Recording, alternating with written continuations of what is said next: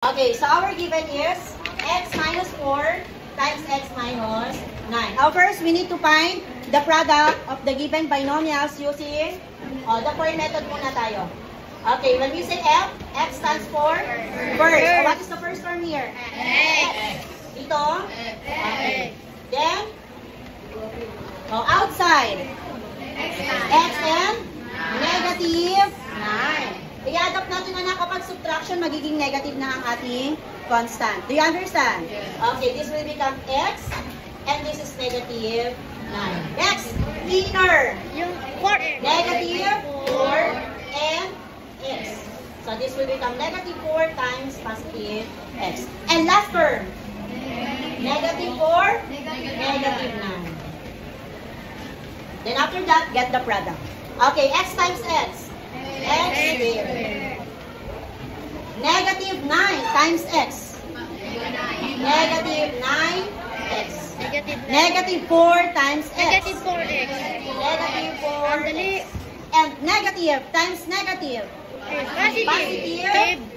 9 times 4. Oh, 4. 36. Oh, do we have similar terms? Yes. Ano ang Yung similar terms? 9x at 4x. Okay, ito po. Just add. Same sign? Yes. Add. 9 plus 4. 13. 13. Copy the variable x and copy the sign also. Okay, then combine na natin. We have x squared minus 30x plus 36. So this is the answer.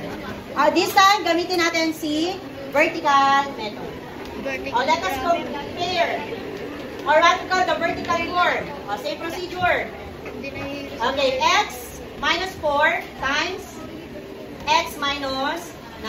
Okay, ano yung unang i-multiply? Negative 9 and negative. Negative times negative. 9 times 4. Next naman.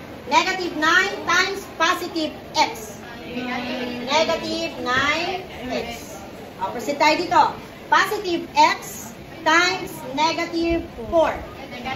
Negative 4x. X times x.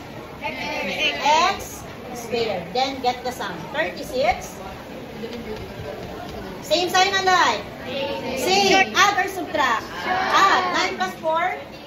13. Bring down x. Copy the sign of the two numbers. Then bring down x squared. Same po ba? Okay. Do you understand?